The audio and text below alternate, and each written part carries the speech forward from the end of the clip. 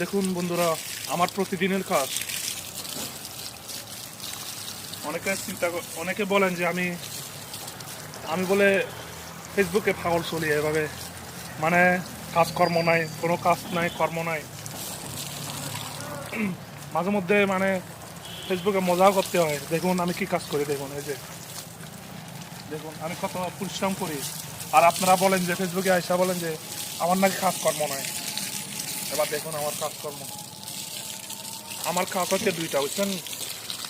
একটা হচ্ছে পড়ালেখা, আর হচ্ছে আরেকটা নার্সারি করা। এই যে দেখুন,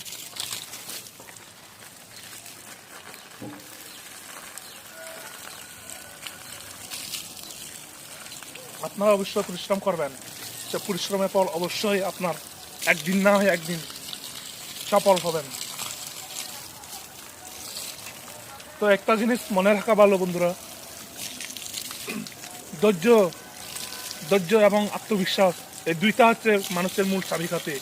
এই দুইটা জিনিস যদি আপনার থাকে, তাহলে একদিন না একদিন সে ফল অবশ্যই মিষ্টি হবে বন্ধুরা।